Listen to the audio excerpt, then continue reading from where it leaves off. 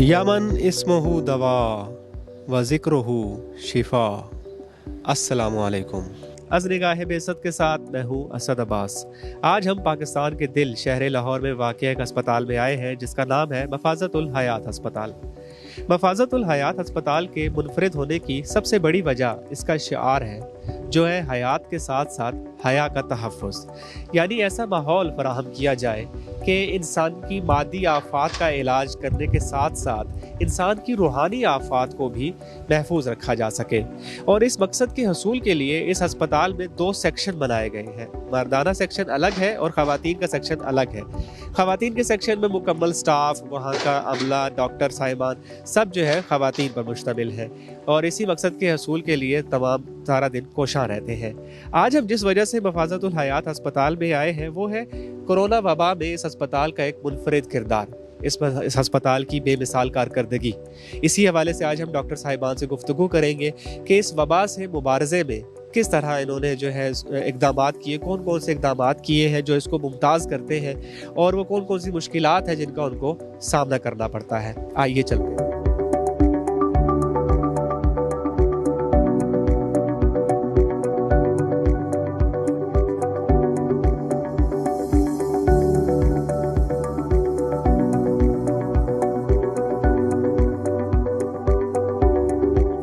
फ़ाज़तुल हयात hospital एक specialised health care facility है जो medicine, critical care, surgery, gynae ops, पीड्स, urology और न्यूरोसर्जरी में सर्विसेज फराहम कर रही है। इसी तरह पिछले साल से जब से मुल्क में कोविड-19 आया है और इसकी पहली वेव के अंदर काफ़ी सारे लोग मुतासर हुए, तो मार्च 2020 में हमने एक 95 बेड की आइसोलेशन फैसिलिटी कायम की यहाँ पे और इसके साथ टेलीमेडिकल सर्विसेज और होम केयर सर्विसेज का भी आगाज़ किया, जिससे हज़ारों लोगों ने इस्तिफ़ादा किया और अल्हम्दुलिल्लाह 100% क्योर रेट के साथ हमने लोगों को अपनी सर्विसेज फ़राहम की। अब मौजूदा दूसरी वेव के अंदर जो तकरीबन नवंबर से इस वक्त मुल्क में चल रही है और बहुत ज़्यादा लोग इससे मुतासर हो रहे हैं और ये कोरोना वायरस में आने वाली तब्दीलियों की वजह से अब जो वेरिएंट्स आ रहे हैं उसकी वजह से मुल्क में फैली हुई है और काफ़ी ज़्यादा तादाद में लोग मुतासर हो रहे हैं। और इन वेरिएंट्स में एक ख़ास बात यह है कि इनकी वजह से बीमारी शिद्दत से फैल रही है और जो इंसान का कुदरती मुदाफ़ती निज़ाम है उसको काफ़ी हद तक बाईपास भी कर रही है, जिसकी वजह से लोगों में बीमार होने की शरह पहले की निस्बत ज़्यादा है। तो इस मौजूदा लहर से मुकाबला करने के लिए हमने आइसोलेशन फैसिलिटी, टेलीमेडिसन और होम केयर के साथ साथ अब क्रिटिकल केयर यूनिट कायम किया है, जो नवंबर से अपनी खिदमात सर अंजाम दे रहा है। ये एक 8 बेड फैसिलिटी है जहाँ पे हम इंतहाई निगहदाश्त के मरीज़ों को, जिनको ऑक्सीजन की और मुसलसल मॉनिटरिंग की ज़रूरत होती है, उनको रखते हैं और अल्हम्दुलिल्लाह यहाँ पर भी बहुत सारे मरीज़ शिफायाब होकर जा चुके हैं। इस वक्त भी हमारे पास 7 मरीज़ दाखिल हैं जिनका इलाज हो रहा है और जिनको ऑक्सीजन की ज़रूरत भी है और मुसलसल मॉनिटरिंग की ज़रूरत भी है।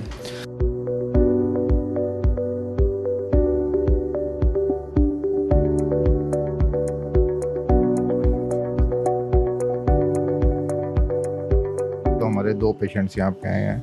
मेरी मदर बहुत सीरियस कंडीशन में थी, वो कोई 1 हफ़्ता यहाँ पे ट्रीटमेंट लेने के बाद अल्हम्दुलिल्लाह ठीक होके गई हैं।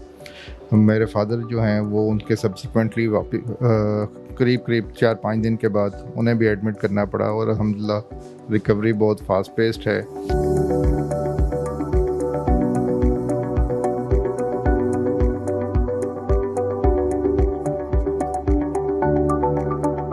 ऐसे चीफ फार्मासिस्ट और ऐसे क्लिनिकल फार्मासिस्ट यहाँ पे काम कर रहा हूँ। तो पेशेंट्स की हमारी कोशिश होती है कि जो उनको एफिकेसी और क्वालिटी मेडिसिन प्रोवाइड करें। तो आजकल आपको पता है कोविड की वजह से काफ़ी शॉर्टेज है मेडिसिन में, जिस तरह की एक्टेमरा है, क्लेक्सिन वगैरह काफ़ी शॉर्टेज में है। तो हमें इसकी अवेलेबिलिटी में काफ़ी प्रॉब्लम्स आ रहे हैं, लेकिन हमारी डॉक्टर साहिबान और एमएस साहब के तावन से हम मतलब इस चीज़ को कंपनसेट कर रहे हैं।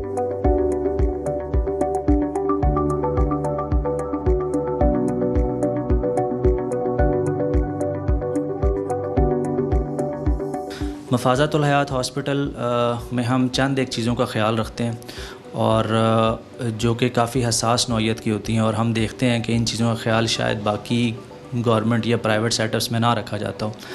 पहले नंबर पे तो कॉस्ट इफ़ेक्टिवनेस कि इदारा जो है वो मेयारी और बेहतरीन इलाज फ़राहम करने की कोशिश करता है कम ख़र्च के अंदर।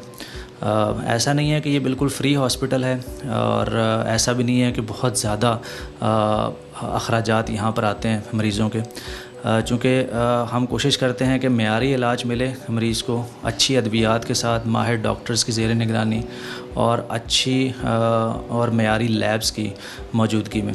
तो हम कोशिश करते हैं कि कम से कम ख़र्च के अंदर जो है वो मरीज़ का इलाज हम कर सकें, और इसको मज़ीद से मज़ीद बेहतर बनाने की कोशिश की जा रही है। दूसरे नंबर पे हम यहाँ कोशिश करते हैं कि कोरोना वायरस के मरीज़ को जो एक डर और ख़ौफ की कैफियत रहती है वो ख़त्म की जाए उससे यहाँ पे आके, और एक मिलता जुलता घरेलू माहौल दिया जाए। हमारा स्टाफ कोशिश करता है कि इंतहाई शफ़ीकाना रवैया जो है मरीज़ के साथ रखें, और मुसलसल उनको जो है apart from the medical care बाकी जो उनकी ज़रूरियात है वो भी पूरी की जा सकें, और वो जो एक आइसोलेशन का डर और एक बीमारी का डर जो है वो कम से कम किया जाए। और इन दोनों चीज़ों के हमने काफ़ी ज़्यादा फ़वाइद देखे हैं कि लोगों का एतमाद भी बढ़ा है यहाँ पे, और उनकी बेहतर होने की और सेहतयाब होने की शरह भी काफ़ी ज़्यादा देखी गई है एज़ कम्पेयर टू बाकी हॉस्पिटल्स के जो है। जैसा कि मैंने बताया था कि हमारे पास अभी 8 बेड फैसिलिटी है, और हम इसको कोशिश कर रहे हैं कि बढ़ाएं, और इरादा है इसको करीब 22 बेड फैसिलिटी तक कन्वर्ट करने का, और अगर इंशाल्लाह वसाइल हुए तो इसको हम मज़ीद भी एक्सटेंड करेंगे। और वेंटिलेटर्स की फ़राहमी को भी यकीनी बनाया जा रहा है, और इंशाल्लाह एक हफ़्ते के अंदर अंदर हमारे पास 2 वेंटिलेटर आ जाएंगे, और वो भी कोशिश हम कर रहे हैं कि उसको भी बढ़ाएं, और 7 to 8 वेंटिलेटर्स जो हैं वो हम मुहैया कर सकें इसी महीने के अंदर अंदर या अनकरीब, जितना इजीली और आसानी से हमारे लिए पॉसिबल हो सका।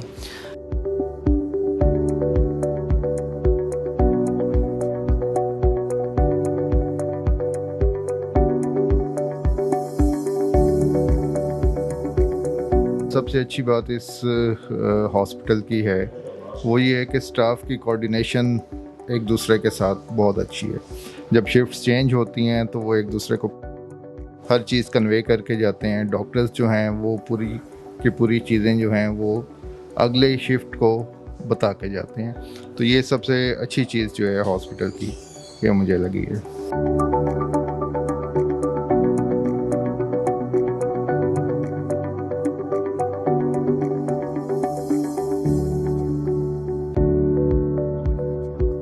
पहले जैसे मैंने इशारा किया था कि ये वेरिएंट जो है ये पहले से मुख्तलिफ है, थोड़ा सा ख़तरनाक भी है। इसमें सलाहियत है तेज़ी से फैलने की, और दूसरे नंबर पे जो कुदरती मुदाफ़ती निज़ाम है इंसान का, जो किसी भी बीमारी के ख़िलाफ़, किसी वायरस के ख़िलाफ़ या जरासीम के ख़िलाफ़ लड़ता है, उसको ये किसी हद तक बाईपास भी कर सकता है। तो जिसकी वजह से लोगों में मुतासर होने की और बीमारी थोड़ी सी शिद्दत इख्तियार करने की शरह ज़्यादा देखी गई है। तो इसमें मेरी एडवाइस आप सबसे ये है कि इसको हल्का ना लें, और ख़ास तौर पे जैसे अभी रमज़ान के आखिरी अयाम है और ईद करीब है, तो जो हिफाजती असूल हैं उस पर कारबंद रहें। बेशक आप वैक्सीनेशन लगवा चुके हैं या आपने वैक्सीनेशन नहीं लगवाई है, लेकिन इन असूलों पर कारबंद रहना लाजम है आपके लिए, जिनमें मास्क पहनना, समाजी फ़ासला रखना, और पानी का इस्तेमाल अच्छा करना, अपनी क़ुव्वत मुदाफ़त बढ़ाने के लिए अच्छी ख़ुराक का इस्तेमाल करना, और मुनासिब नींद लेना। और विटामिन डी का एक रोल बड़ा अच्छा स्टडी किया गया है, और पाकिस्तान में तकरीबन 80% से ज़्यादा पॉपुलेशन जो है उनमें विटामिन डी की कमी देखी गई है। तो विटामिन डी लाजमी इस्तेमाल करें, जो है कम से कम 15 दिन के बाद या महीने के बाद एक कैप्सूल उसका जो 2 लाख इंटरनेशनल यूनिट्स का है वो ले लिया करें। उससे काफ़ी हद तक सपोर्ट मिलती है मुदाफ़ती निज़ाम को। तो इस पर अमल करें और ख़ुद को भी बचाएं बीमारी से, और बाकियों को भी बचाएं इसके अंदर, ताकि हम जल्द अज़ जल्द इससे छुटकारा पा सकें।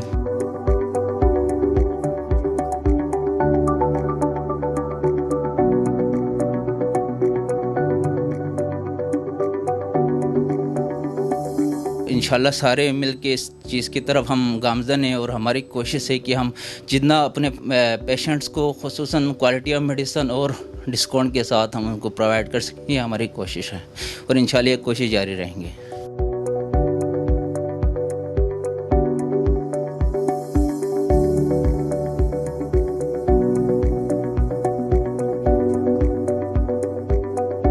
पहले दिन मेरा ख्याल है एंट्रेंस से पहले ही ऑक्सीजन लगा दी गई थी दोनों पेशेंट्स को, हमारे दोनों पेशेंट्स को। इवन अवेलेबिलिटी का तो ये है कि वॉशरूम भी अगर जाना की ज़रूरत पड़ती है, वैसे तो मना किया हुआ था, लेकिन जब जाने की ज़रूरत थी तो ऑक्सीजन सिलेंडर साथ जाता था। तो अल्हम्दुलिल्लाह सप्लाईज़ यहाँ पे बहुत अच्छी हैं। जिन लोगों की डिफरेंट पेशेंट्स की डिफरेंट रिक्वायरमेंट्स है, हर पेशेंट को उसके रिक्वायरमेंट के मुताबिक जो है वो चलती है, ऑक्सीजन लगाई जाती है। हम भी जब आए थे तो हमारे दोनों पेशेंट स्टार्ट में बहुत ज़्यादा कंज्यूम कर रहे थे, उसके बाद वो ग्रेजुअली रिड्यूस हुआ और अल्हम्दुलिल्लाह अब एक घर चले गए हैं और एक जो है वो अब विदाउट ऑक्सीजन कर रहे हैं। जो दूसरे पेशेंट्स हैं उनको उनकी रिक्वायरमेंट के मुताबिक जो है वो मिल रही है जी।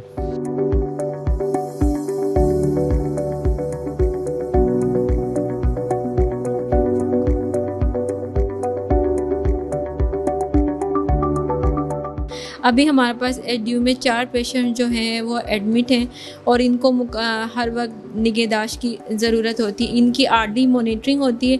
हमारे पास एचडीयू में काफ़ी पेशेंट जो हैं वो एडमिट रहे हैं और हमारे पास जो एडमिटेड पेशेंट्स हैं उनमें से ज़्यादातर रेशो यहाँ से उनकी है जो यहाँ से सेहतयाब होके गए।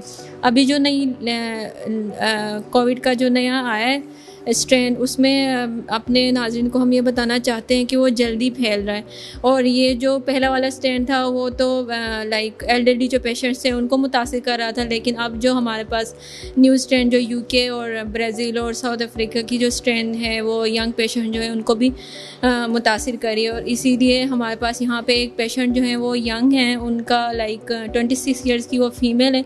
डिलीवरी के बाद वो हमारे पास आई हैं कोविड के साथ और वो भी सिक हैं। तो हम अपने नाज़रीन से यही कहेंगे कि जो एहतियाती तदाबीर आपको डॉक्टर्स बताते हैं उनको आप फॉलो करें और सोशल डिस्टेंसिंग, हैंड वॉश और सैनिटाइज़र जो है उसका इस्तेमाल करें। Thank you.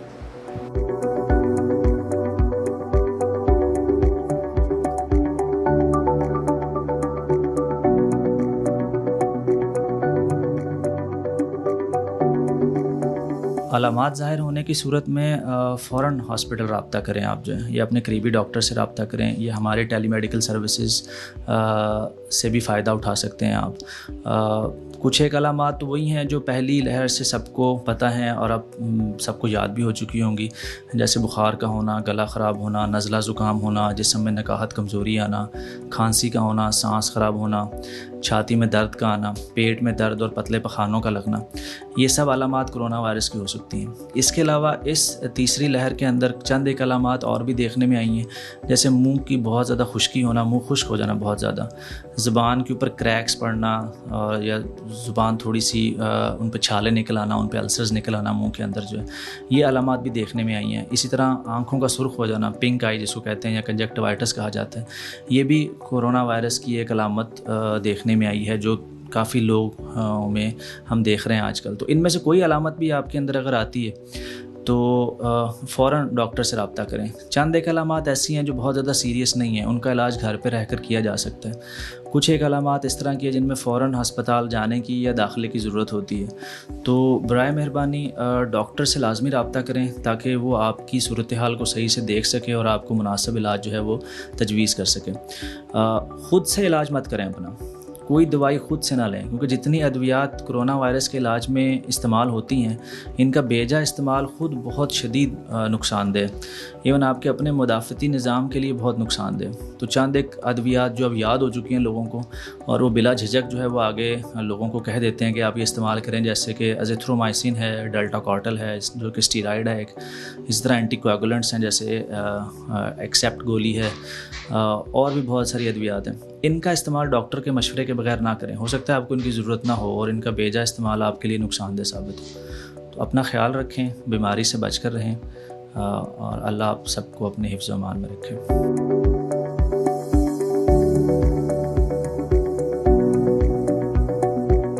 आपको अल्लाह ताला ने सेहत व सलामती की नेमत से नवाजा है, इस मुश्किल घड़ी में मफाज़तुल हयात अस्पताल के साथ ताउन के ज़रिए अपनी सलामती की ज़कात अदा कीजिए। कीमती इंसानी ज़िंदगियां बचाने में मफाज़तुल हयात अस्पताल के साथ इस जिहाद में शामिल होकर अपनी सलामती यकीनी बना लें।